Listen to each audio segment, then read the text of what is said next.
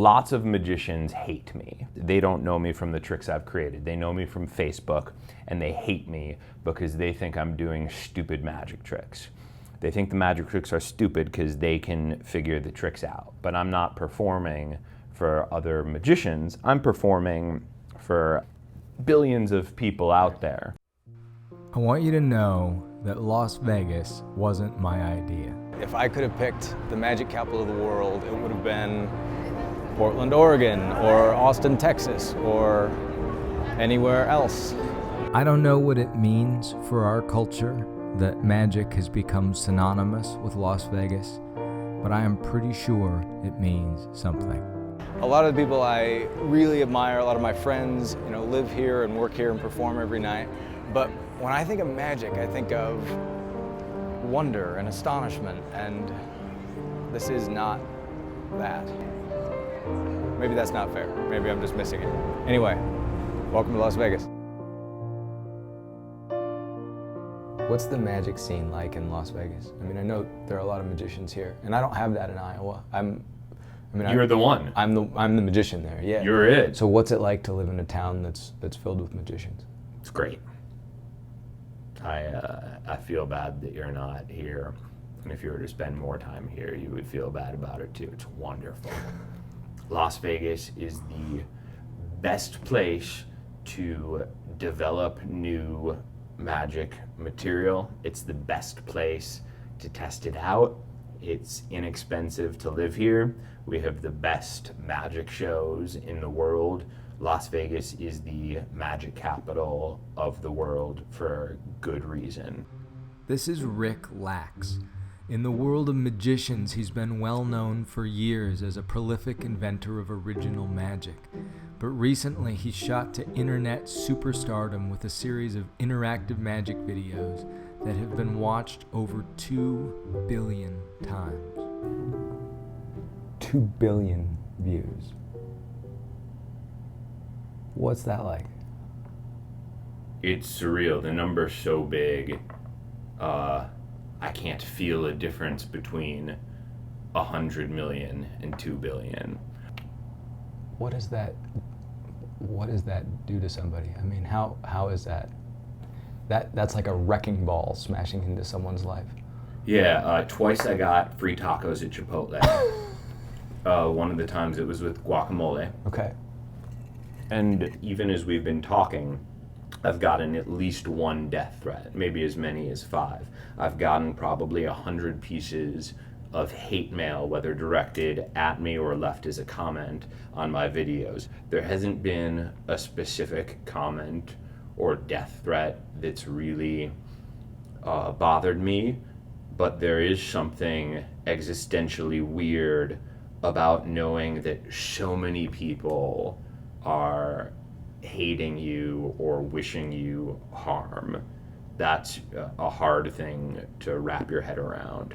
Your Facebook videos and your invention seem like 2 very different projects. When I do the Facebook videos, I'm not setting out to make great art. I mean, what are you going for? What is the vision? When I started making the Facebook videos, I didn't set out to do interactive magic. I was doing videos like everyone else. Street magic, maybe we'll call it.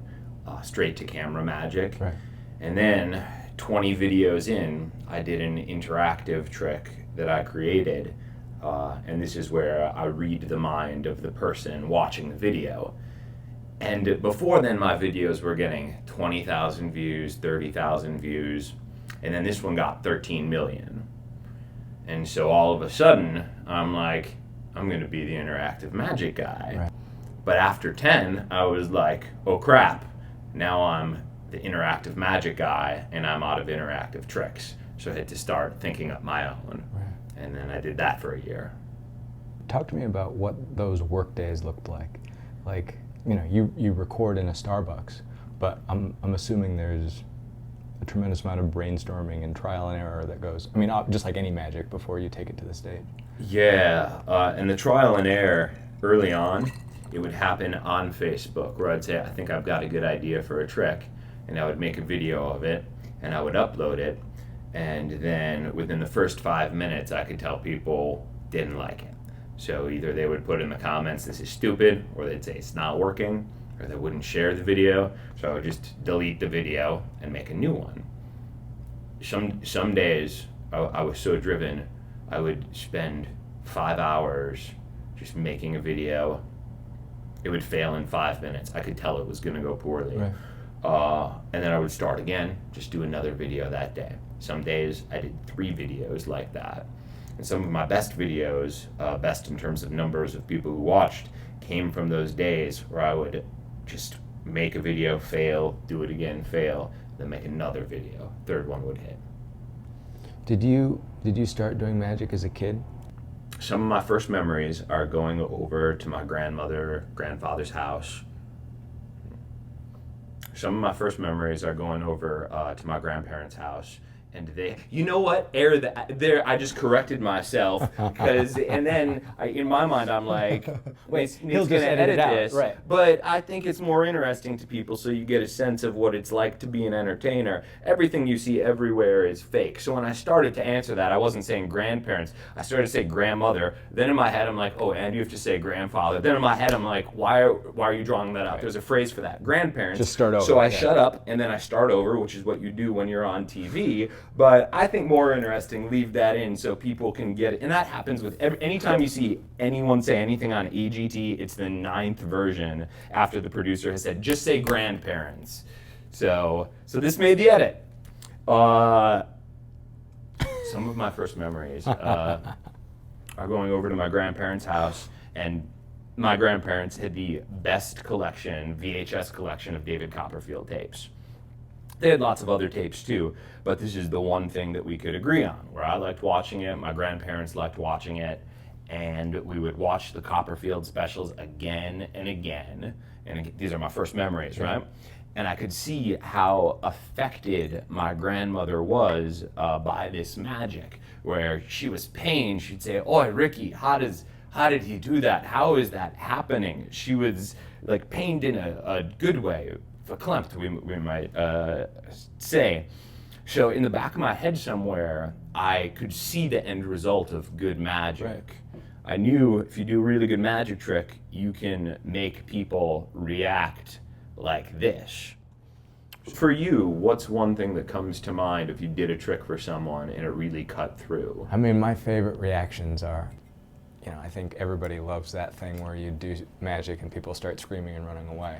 Mm-hmm. My favorite thing is when they don't do that, when they just stand there in this still, silent awe, and you can just tell. It's a look that is you don't see on people's faces anywhere else.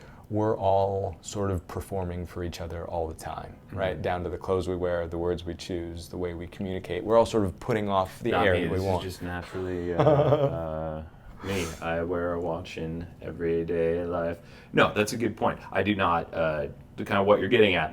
Because I know we're going to chat on camera, I put on a fancy watch and a fancy shirt. Before this, wasn't wearing it. But that's not just you. Like, everybody does that. Yeah. And one of the great things about magic is that it makes all of that go away for a second. Mm-hmm. Something amazing happens, and no one's pretending anything anymore. Like, they're right there in the moment. I love that.